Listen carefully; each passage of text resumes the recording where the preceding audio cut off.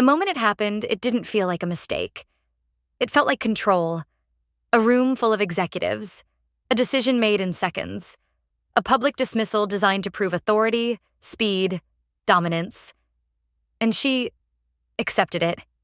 No hesitation, no reaction, no defense. Just one click. If you've ever seen power used too quickly, before understanding what it's connected to, you already know what comes next. Because sometimes the most expensive consequences don't come from resistance. They come from silence. The screen lit up before anyone fully understood why. It wasn't scheduled, not in the formal sense. No calendar block, no pre-read, no structured agenda sent the night before. Just a sudden shift in the rhythm of the office, the kind that travels faster than emails. Conversations shortened mid-sentence. Chairs adjusted. Eyes lifted toward the largest display in the room as if something had already decided this moment mattered. And then he appeared. Centered.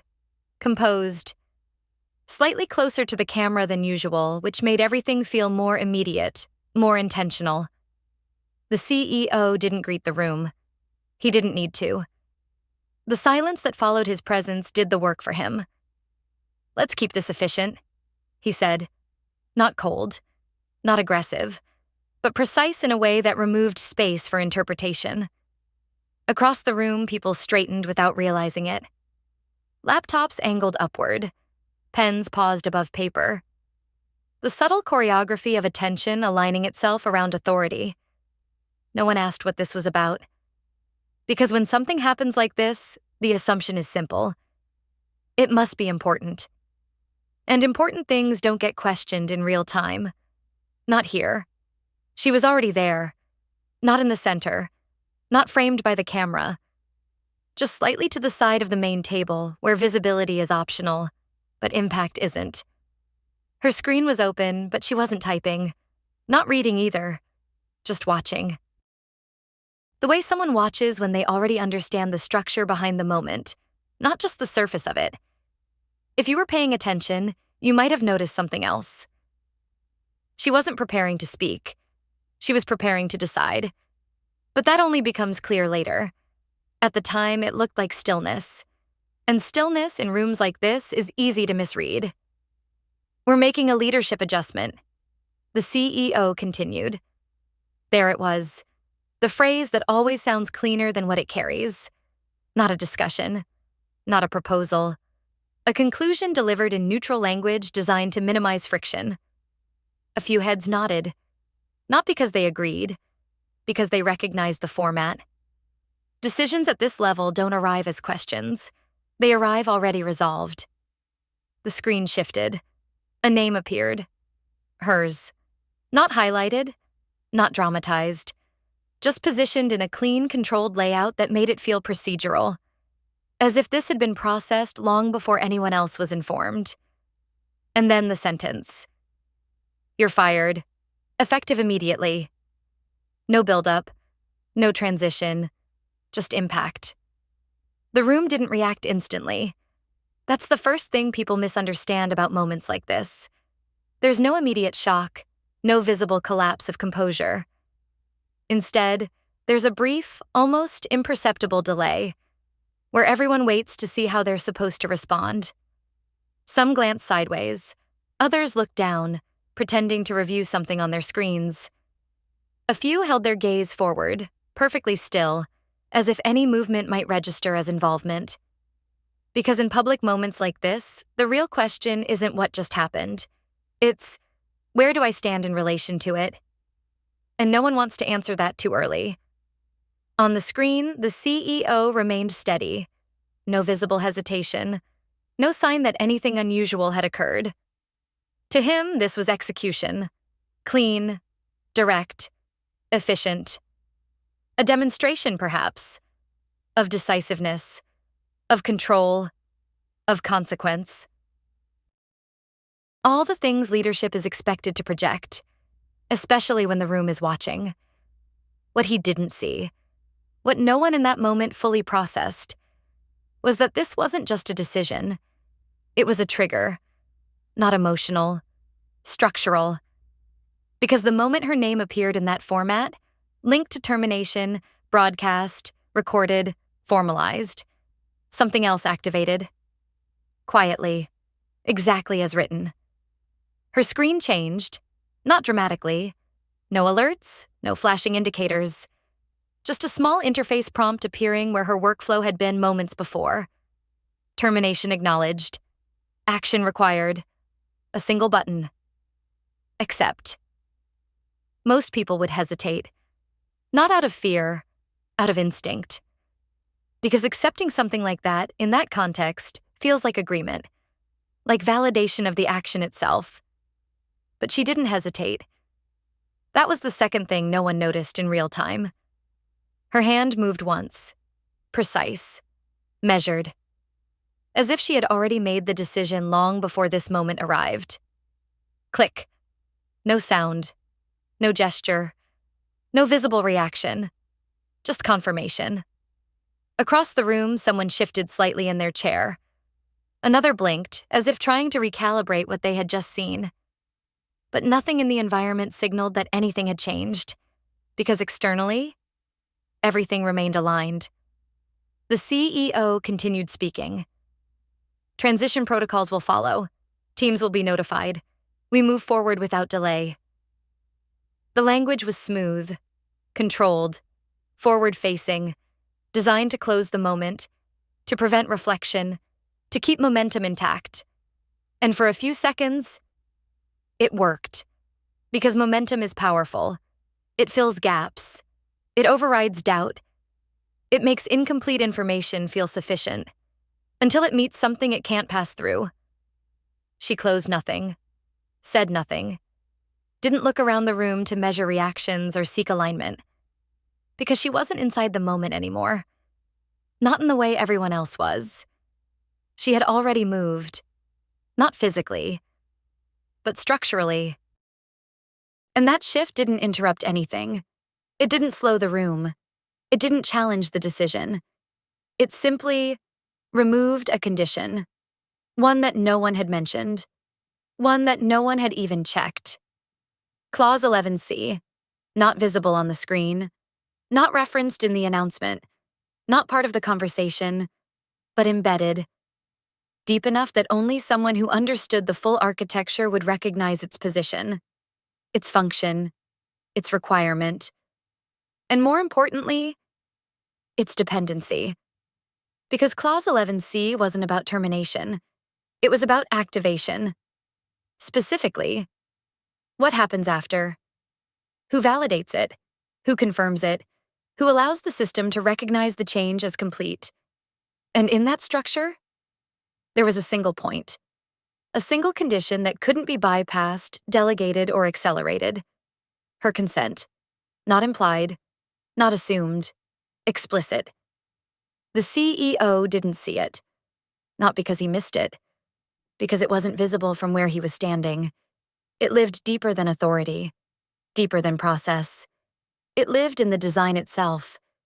And design doesn't announce itself. It waits. The meeting continued. People began to move again.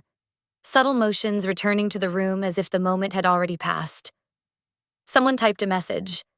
Another reached for their coffee. A quiet attempt to normalize what had just happened. Because if no one names the disruption, it can be treated as routine. But routine has a limit. And that limit had already been crossed. 3 minutes. That's all it took. Not for something to break, for something to be reviewed. And somewhere else. Outside the room, someone was about to open a document that no one in this room had considered. Not today. Not in this context. Not after a decision that felt complete.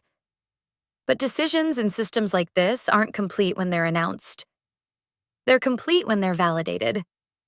And validation doesn't respond to authority. It responds to structure.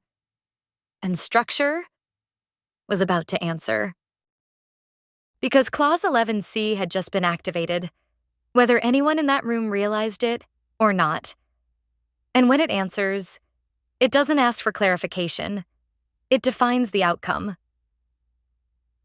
But by the time anyone notices, It's already too late to adjust without consequence. At first, nothing resisted. That was the most convincing part. The room exhaled almost collectively. Subtle, controlled, but real. The kind of release that follows a decisive act. A moment earlier, tension had been stretched thin across polished tables and silent screens.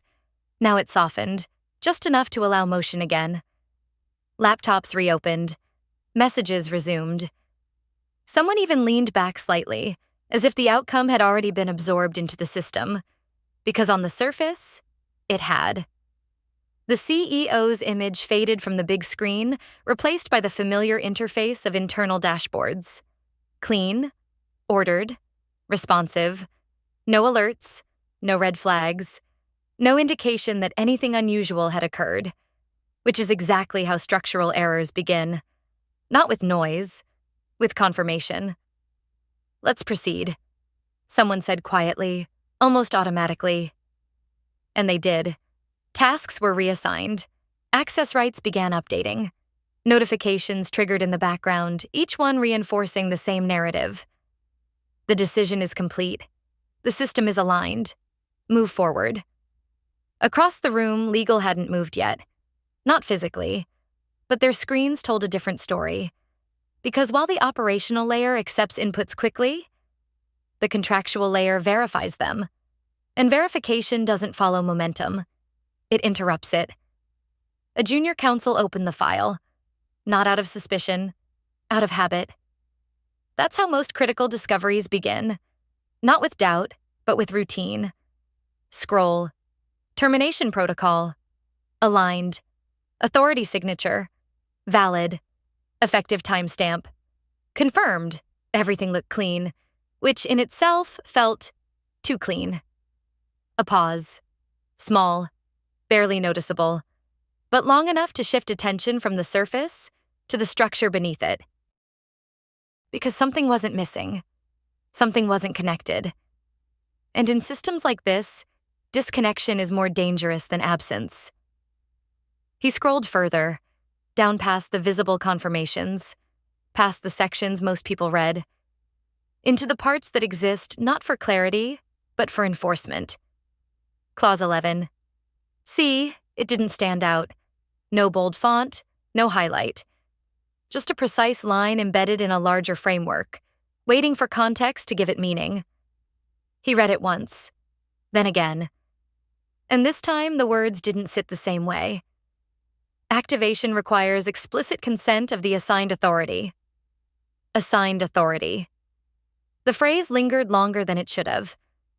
Because in this context, assigned didn't refer to role. It referred to designation, specific, named, non-transferable. He looked up, not fully, just enough to reconnect the document with the room it governed. And that's when the alignment broke. Because the assigned authority was her. Not the role she held, not the department she represented. Her, individually, irreplaceably. He didn't speak immediately. That's the instinct in environments like this. Verify before you interrupt. Confirm before you escalate. Because once something becomes verbal, it becomes real. He checked the status field. Activation. Pending. Consent. Not received. System state. Transitional. Transitional. That word didn't belong here. Not after a public termination. Not after a confirmed directive. Not after a room full of executives had already moved on. Transitional means incomplete. And incomplete at this level means invalid. Across the table, someone in operations laughed quietly at something on their screen. A message thread, a timeline update. The ordinary sounds of continuity. But continuity in this case was an illusion, because the system hadn't accepted the change. It had paused it. Cleanly, silently. Precisely where it was designed to. Check the activation layer, the counsel said finally. Not loudly, not urgently, but with enough precision that it cut through the ambient motion in the room. A few heads turned. Not all. Not yet. Because the tone didn't signal crisis. It signaled discrepancy. "What are you seeing?" someone asked, still half focused on their own screen. Another pause. Measured. Controlled. "Clause 11C is active," he replied. That was enough, because in this room, certain phrases don't need explanation. They carry their own gravity, the kind that shifts posture before it shifts understanding. "What about it?" a voice added, sharper now. He didn't answer immediately, because the answer wasn't complex. It was final. "Activation requires her consent." Silence. Not immediate, not dramatic, but spreading. Like a realization moving from one mind to another, recalibrating assumptions as it goes. Someone frowned. Another leaned forward. The CEO, still standing near the head of the table, didn't react outwardly. But something in his stillness changed. A fraction. Enough to signal that the room had just entered a different phase. "That's procedural," someone said quickly. "We can override." A reasonable assumption. In most cases, true. Authority overrides friction. Hierarchy resolves dependency. Speed compensates for missing steps. Except, not here. He shook his head slightly. No override provision. 3 words, precise, uncomfortable. Because now the structure wasn't flexible. It was fixed. "Then reassign the authority," another voice suggested, already reaching for the next logical move. But logic, when applied to structure without understanding it, becomes guesswork. "Non-transferable," the council replied. Another pause. This one longer. Because now the options were narrowing, not gradually, abruptly. Across the room, screens began to change. People stopped typing. Not because they were told to, because they had reached the same point in the system. Different paths, same result. Access, limited. State, pending. Completion, blocked. No error, no failure, just refusal. And refusal, in a system like this, is never emotional. It's absolute. The CEO finally moved, one step forward. Not aggressive, not defensive, just engaged. "Explain," he said. One word, but now it carried something it hadn't earlier. Attention. The kind that listens. The council turned his screen slightly, not to display authority, to display structure. "Termination acknowledged," he said, "but activation of the change requires explicit consent from the assigned authority under Clause 11C. A brief pause, then the final alignment. That authority is her. No one spoke, because now there was nothing to interpret. No ambiguity left to operate inside. The decision had been made, publicly, confidently, irreversibly, or so it seemed. But the system hadn't accepted it, because the one condition that made it real had not been fulfilled. And that condition was no longer in the room. For a moment, someone reached for their phone, then stopped. Because even that instinct now felt premature. Because this wasn't a delay. It wasn't a technical issue. It wasn't something that could be resolved with urgency. It was design. And design doesn't respond to pressure. It responds to alignment. The room held still, not frozen, recalculating. Because everything that had felt complete just minutes ago was now revealed as conditional. And the condition had just been removed. But the system remembered. And systems like this don't forget. They wait. And somewhere beyond that room, she had already made her move. Not loudly, not visibly, but in perfect alignment with everything that had just been set in motion. And the cost of that alignment hadn't even begun to surface yet. Because what happens next doesn't escalate. It clarifies. And clarity, at this level, is never comfortable.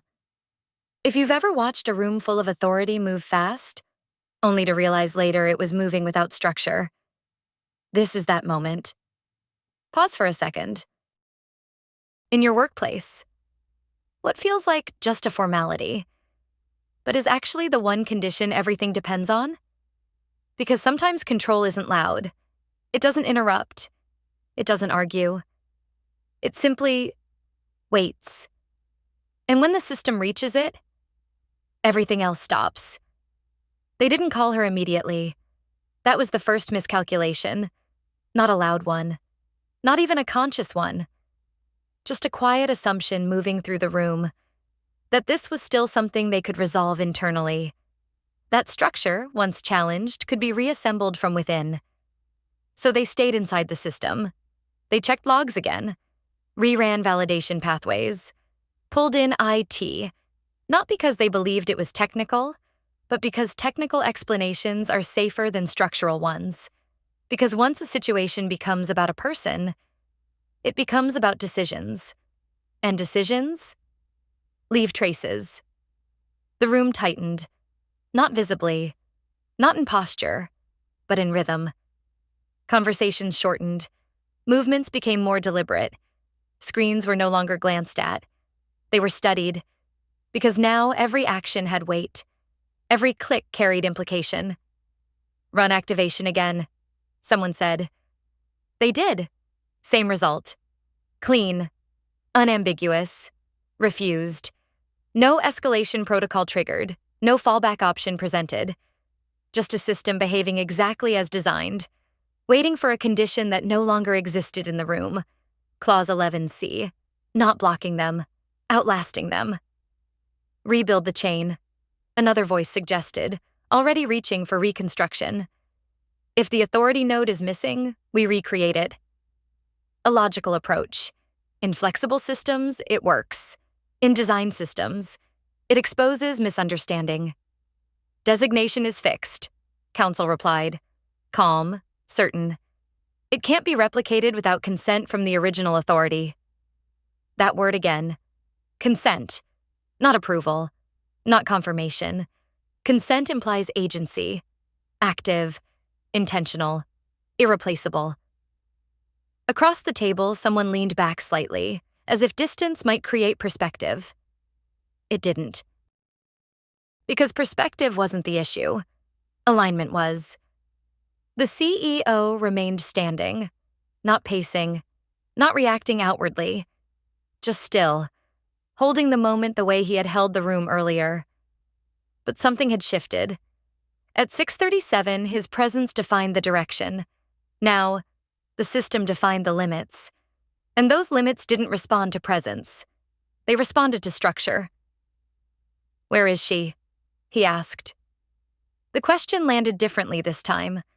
Not as curiosity, as necessity. No one answered immediately, because everyone already knew the answer. Not location, position. She wasn't inside the system anymore. Not in the way they needed her to be. And that difference was everything. A message was drafted.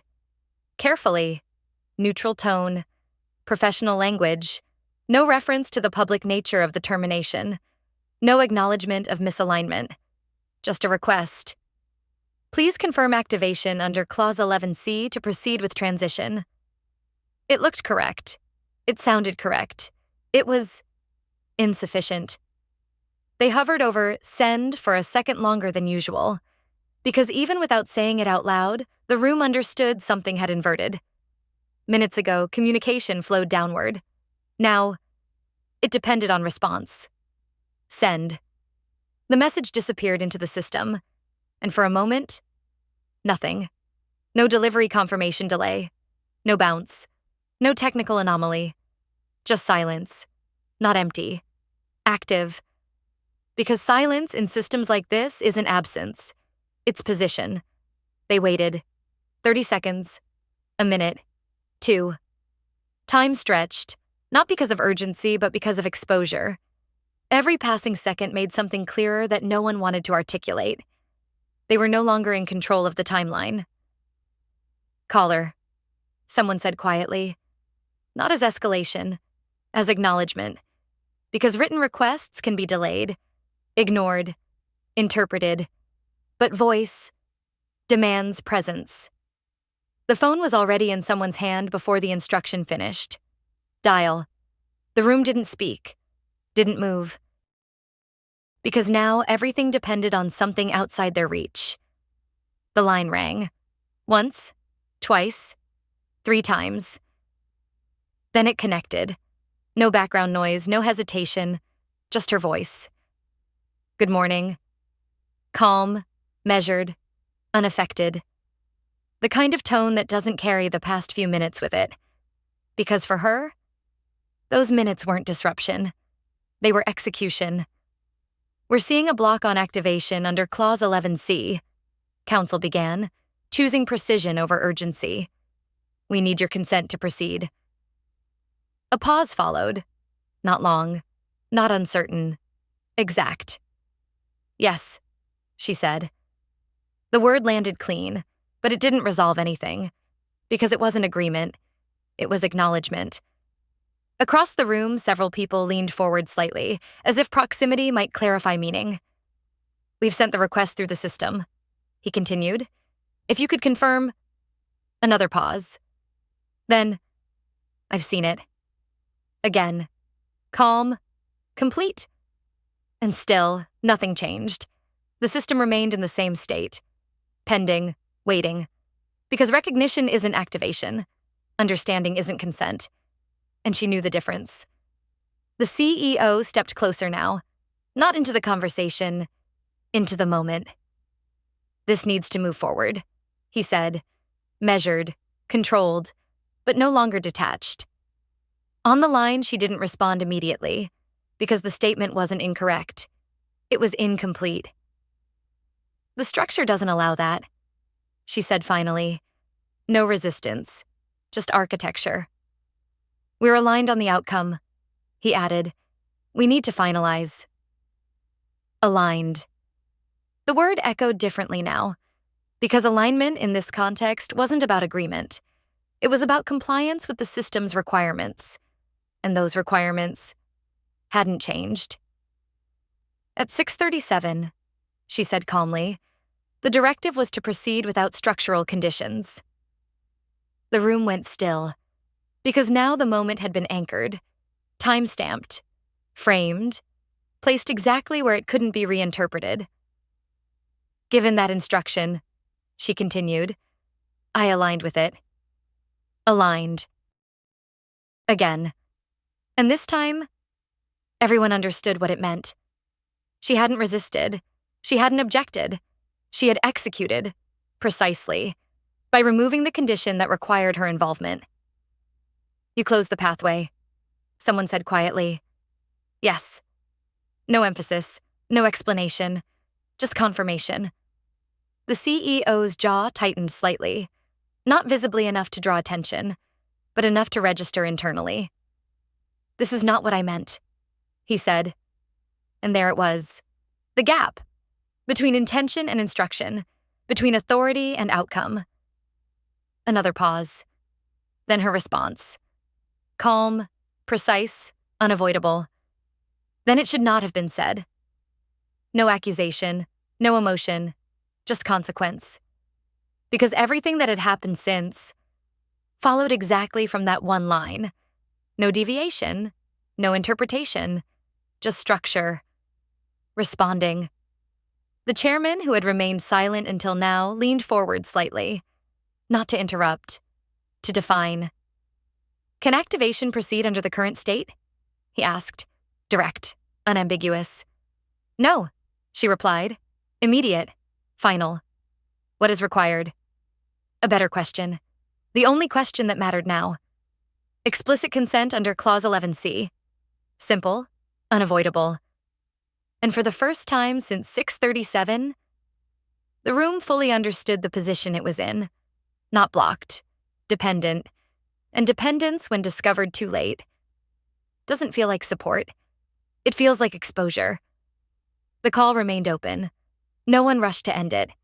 Because now the conversation wasn't about solving a problem. It was about re-entering a system they had just tried to bypass. And systems like that don't respond to pressure. They respond to correction. But correction requires something no one in the room had offered yet. Not speed, not authority, not explanation. Something else. Something quieter. And far more expensive. Because what happens next won't be decided in that room. They didn't rush to say it. That was the difference. Because at this level, the most important corrections aren't made quickly. They're made precisely. The room held its shape, but not its certainty. What had started as a demonstration of control had quietly turned into something else. Not failure, not yet. Exposure. The kind that doesn't raise voices. It lowers them. The CEO didn't speak immediately. Not because he didn't have words, because now every word carried consequence. At 6:37, language had been used to move the system. Now it had to restore it. Across the table, the chairman watched without interruption. Not passive, evaluating. The difference is subtle, but critical. Because once you understand that the system is no longer following authority, the question changes. Not, what do we do next? But, what do we have to acknowledge first? The call remained open. She didn't fill the silence. That, more than anything, defined her position. Because silence here wasn't hesitation. It was structure holding its place, waiting for alignment to return to it. Not the other way around. Finally, the CEO stepped forward. Not toward dominance, toward clarity. At 6:37, he said, measured, controlled. The directive was given to proceed without compliance. He didn't rush the next line, because this time, he understood its weight. That directive was incorrect. No justification, no deflection, just correction. The room didn't react outwardly, but something inside it shifted immediately. Because in environments like this, acknowledgement isn't symbolic. It's functional. It changes what the system allows next. On the line, she didn't respond. Not yet. Because acknowledgement is the first step, not the condition. Compliance under Clause 11C, he continued, is required, fully, without exception. The words were simple, but their structure, complete. No ambiguity, no shortcuts, no reinterpretation. This wasn't a request to move faster. It was a return to design. A brief pause followed. And in that pause, the entire room felt something that hadn't been present all morning. Alignment.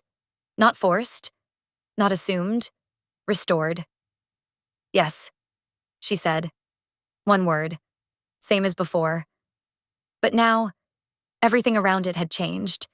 Because this time it wasn't acknowledgement. It was consent. Across the system, something shifted. Not visibly. No alerts, no dramatic confirmations.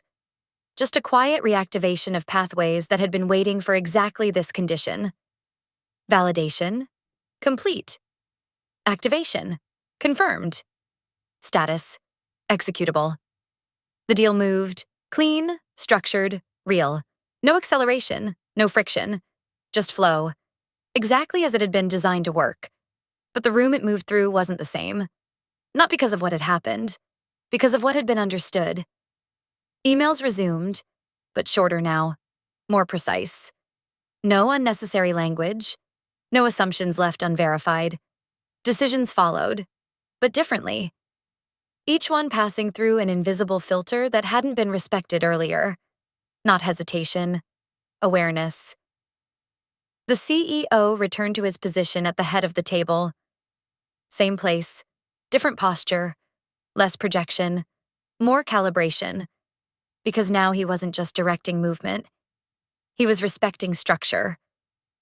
Across from him, the chairman closed the file. Once, decisively. Not because the deal was done, because the system had been restored. And that was the real outcome. She returned later.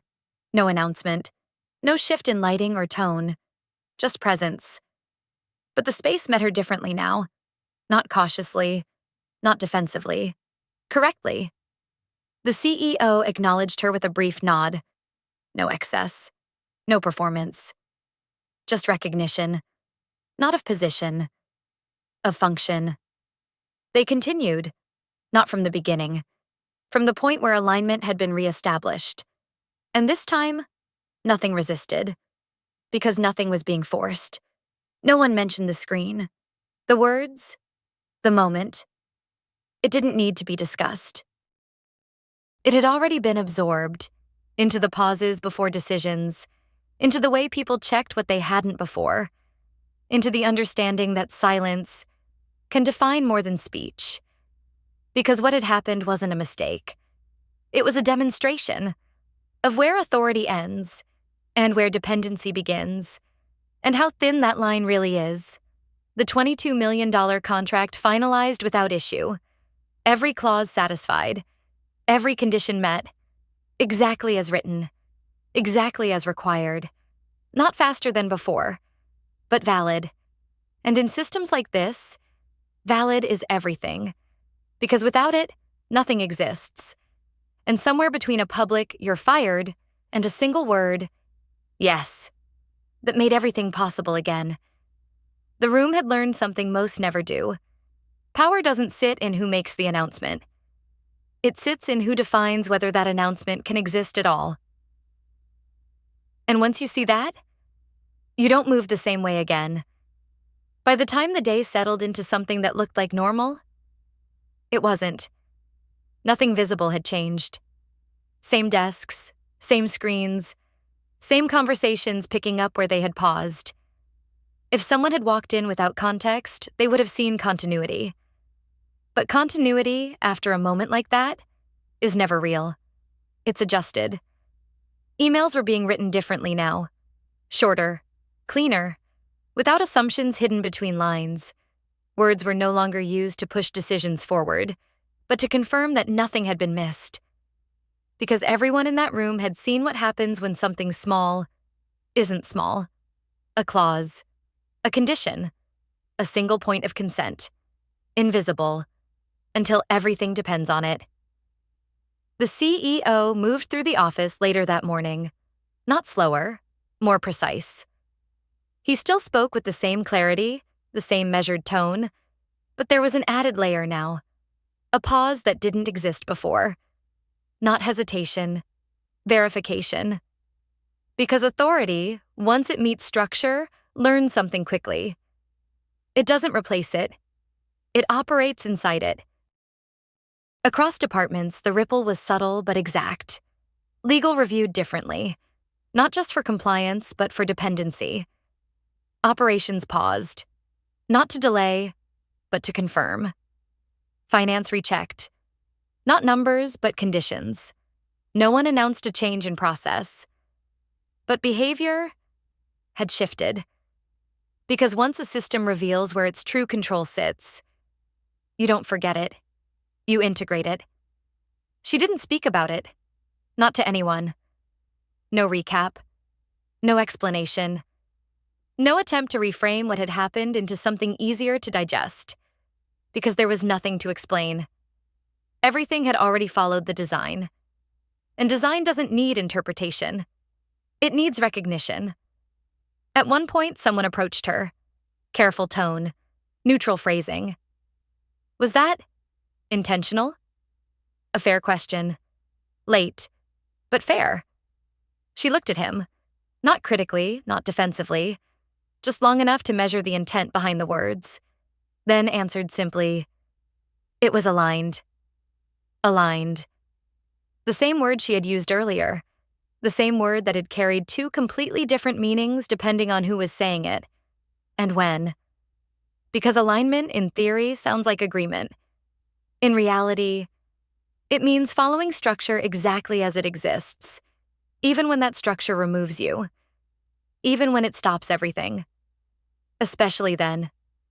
He nodded, not fully understanding, but understanding enough. Because some lessons don't transfer through explanation, they transfer through consequence. And this one had already been paid for. The $22 million contract closed cleanly by early afternoon. No delays recorded. No anomalies flagged. From the outside, it would read like a standard execution. which is what makes moments like this so easy to miss. Because the system doesn't log what almost happened. It only records what became valid. But inside the room, no one would forget. Not the screen, not the silence, not the realization that something as simple as a public statement can trigger a chain of events no authority can reverse alone. And not the moment they understood. That control had never been where they thought it was. Because real control isn't in the decision. It's in the condition that allows the decision to exist. Remove that. And even the most confident directive becomes irrelevant. Preserve it. And everything works. Quietly, precisely, exactly as designed. And somewhere between a single click, accept, and a system that refused to move without her, the entire room had been recalibrated. Not by force, not by conflict, by structure. The kind that doesn't argue, doesn't explain, doesn't adapt to pressure. It simply holds its place until everything else aligns with it. And when it does, it doesn't feel like victory. It feels like something far more exact, inevitable,